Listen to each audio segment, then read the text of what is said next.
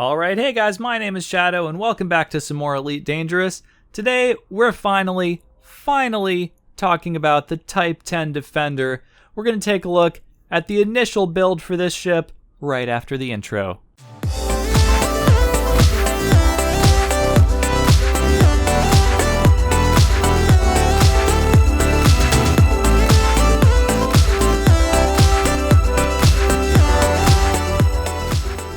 Alright, hey guys, my name is Shadow.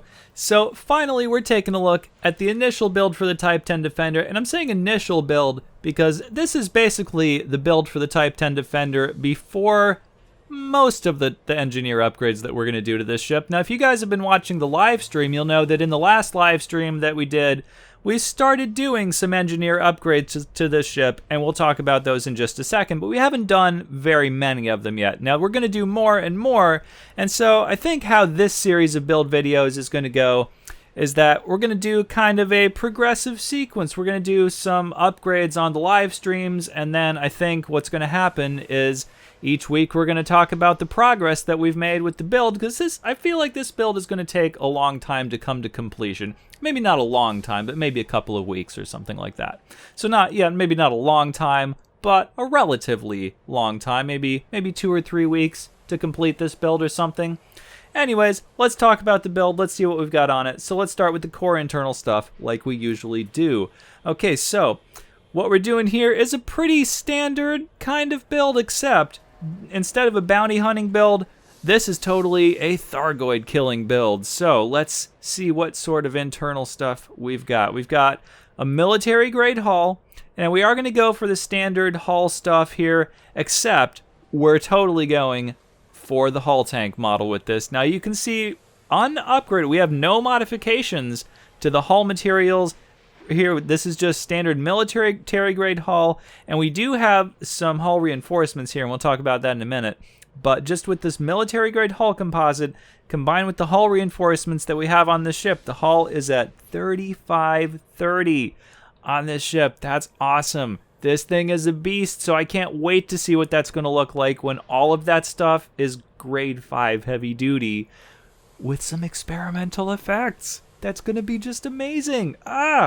Yes. Okay, so the next thing we have on here is the 8A power plant, because this ship is incredibly large and it has a class 8 power plant. Look at that. Okay, so 36 megawatts of power just stock. Boom. No upgrades, nothing. So we have everything on the ship. We even have 2 upgraded components that we can see right here. And the maximum that we're going to draw with everything deployed, 35.44 megawatts. Boom.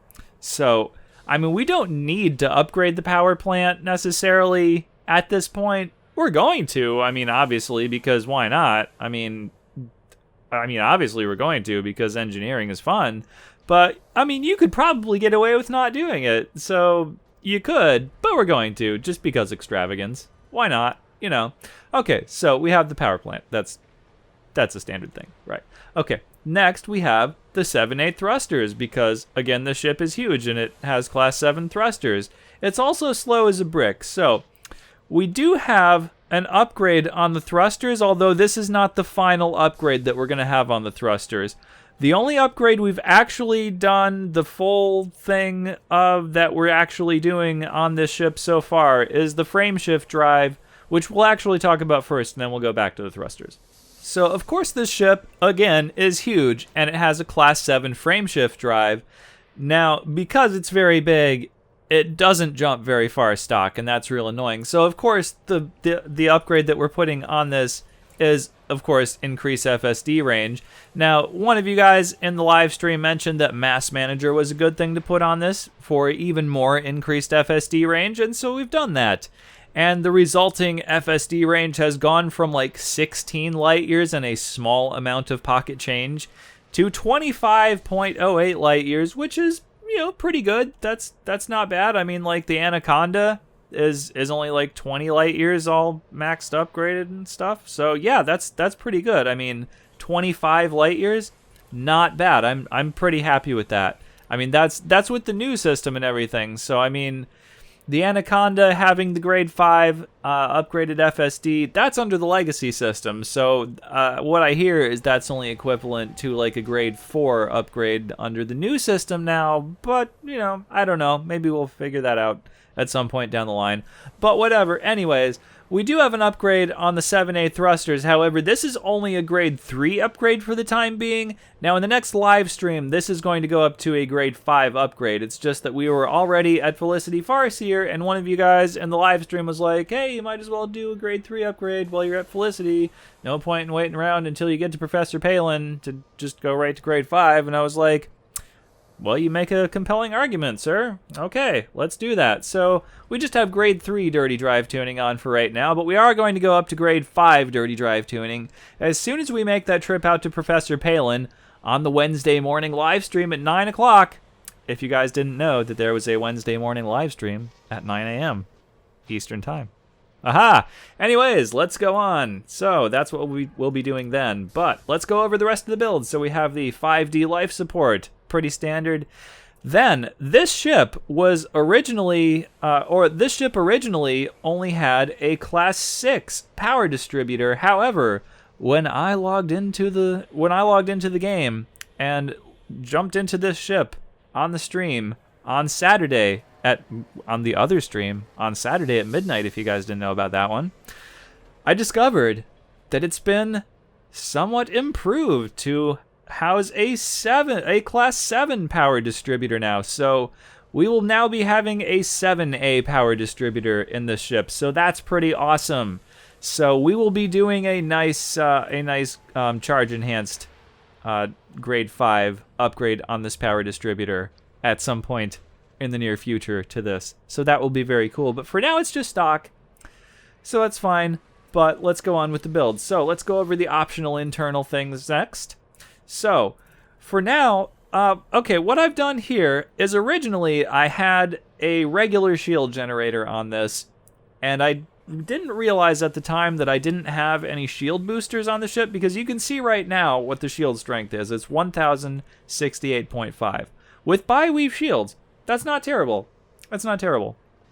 Now, when I originally had the regular shield generator on this, again, I didn't realize I had no shield boosters on the ship, and the shield strength was about 440 or 60 or so, and I went, well, that's not that great anyways. Let's use bi-weaves because it won't be that much less, and I don't think I'm going to use a lot of shield cell banks on this ship, because I've heard that shields are not very effective against Thargoids anyways, which they may not be. I don't know. You guys can comment me down in the comments, which is what comments are for, and let me know if that's accurate or not, because I don't really know. But anyways, so what I did was I switched the regular shields out for a bi-weave shield generator, and then realized I didn't have shield boosters on the ship, and then proceeded to put shield boosters on the ship, which raised the shield strength up to what you see here. And I went, oh, I wonder if I had left the regular shield generator on, if the shield strength would actually be better than this, which it might be. However, I don't know. We'll talk about that more when we get to the shield booster part. Anyways, let's go on from that. But for now, suffice to say, we're probably going to have the bi-weave shields, and we're probably going to do the thermal resistant grade 5 upgrade for the bi-weave shields on this. Probably. That's my intention for now. Oops, I didn't actually mean to click that. For now, but if you guys have a better idea for fighting Thargoids for shields, leave a comment down below, and I will take that under consideration. Then next, moving on, we have the 7D fighter hangar, because fighters are cool, and there is an AX fighter. So, it's the Type-10, fortunately, because I totally have skins for the Type-10, and I love ship skins and everything. So I definitely have one AX fighter and one regular fighter, so that's pretty cool. Now, there is, as far as I'm aware, there is only one AX variant of the Type-10 fighter. So we have that, and then we have one regular fighter, as I was just saying. The next thing we have in here is a fuel scoop. The next thing we have is a big truck going by outside. Sorry about that.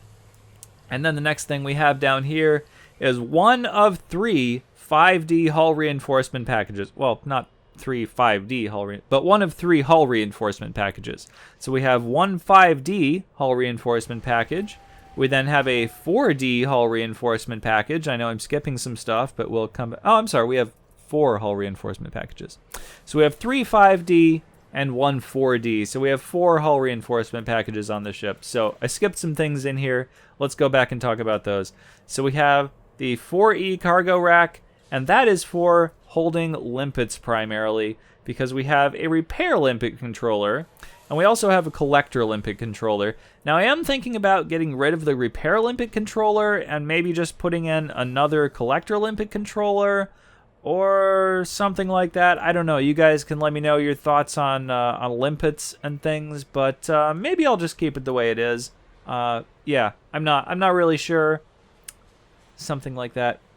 Maybe I'll keep it like this, but maybe I'll just do collectors. I'm not really sure. You guys can let me know what you think about that. But yeah, as far as the hull reinforcement packages go, we're totally doing grade 5 heavy duty for all of the hull reinforcement packages, as well as the hull itself. That's totally happening. Non-negotiable. Hull strength is what's happening on this ship. Yes. Hull strength. Hull strength. Yes. Okay, moving on. Let's hit the back button. And then, let's talk about the utility mounts. Okay, here we go. So, we have all the cool Xeno stuff. We have the Xeno scanner. We have the shutdown field neutralizer, because Thargoids suck and they can shut down your ship, and we don't want that happening, so we have the neutralizer thingy for that. We have 2 heatsink launchers, because I don't have any idea how much heat this ship is going to generate with the weapons that are on it, which we'll see right after we talk about the utility mounts. And then we have all the shield boosters. So here's the tricky part of this build. So here's what we have in here right now. Now these are all the same at the moment, well, except for this one. So we have 1 shield booster with grade 5 heavy duty. The rest of these shield boosters have grade 3 heavy duty. Those are not staying. These shield boosters are just things that I had laying around in my storage thing, and so I put them on here. However, I mean, we are going to continue having shield boosters on the ship, but those upgrades are probably going to be overwritten.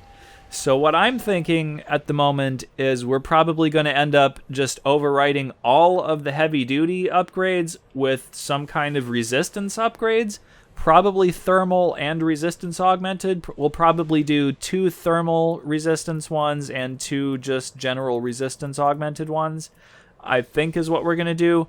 But again, if you guys actually have a better idea, let me know down in the comments or something like that. And I think that's what we'll end up doing, because bi-weave shields, I think, is what we're going to be doing with this ship. Because I think I don't want to take any of those hull reinforcements out to put in shield cell banks or anything like that, which is probably what I'd have to do if I wanted to have, you know, better shield strength on this ship, which probably actually is achievable. But is it worth the trouble, really? I think I want to go for hull strength with this ship, do something a little bit different with it. I don't usually do that, so yeah, let's do something we don't usually do. Okay, so anyways, let's talk about the weapons then, because that's the last thing to talk about. So, here is the weapon part. This is the cool, unusual part of this build. Yes, okay. I don't know what any of these things do. I've never used any of the AX weapons before. If you guys know anything about AX things, comments. So, I've taken AX stuff, I've put it on this ship. I have not tested any of this stuff in combat. Now, you may notice that all of these weapons are turreted, except for the missile racks, because I think they did not come in turreted variants. There are reasons for this. Number 1, this ship is a big, like, space bathtub. It handles poorly, right? Yes.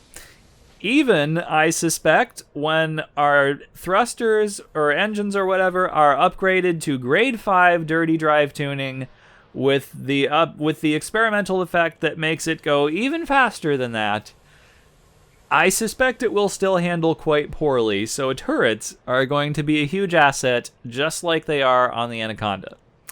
Reason number 2 for this is that turrets are good for multi-crew. If you don't have turrets in your ship and somebody wants to multi-crew with you, they don't really have anything to do except fly your fighter. which is fine if, you know, if you have a fighter, which we do. We do have a fighter. But, you know, it's nice if there's, you know, stuff for other people to do, so you can have more than one person multi-crew with you, basically. So that's why I've gone for a lot of turrets. I think those two reasons. And then these two things are not turrets, so I will be shooting those if I'm piloting the ship with other people. Anyways, yeah, that's pretty much the build. Let's see. Oh, I didn't actually say what the weapons are, but you guys can read. So we have multi-cannons. We have two large... No, we have... Yes, we have... I can't read. Sorry. We have two large multi-cannons. We have two large missile racks, which are turrets, right? We have...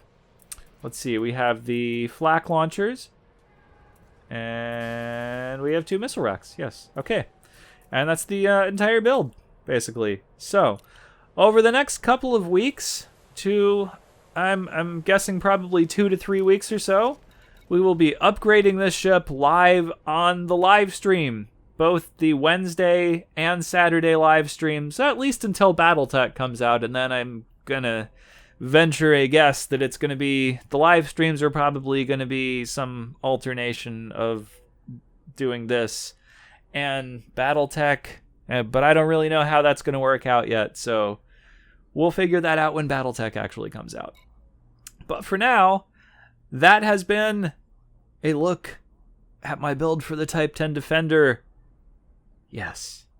Alright, thank you guys for watching. Let me know what you think of this build down in the comments, and also comment all the other stuff that I mentioned to comment down in the comments. So cool. Alright, thank you guys for watching. Hit the like button if you liked it, or if you didn't, you can hit the button that's next to it. That's not the like button, I guess, or whatever you want to do. I don't know. Do the things that you want. Do whatever you want. Do whatever you want. You know, it's you can do whatever you want. It's fine. It's fine. Okay. All right, it's the end of the video. You know, go away. Okay. All right. Bye.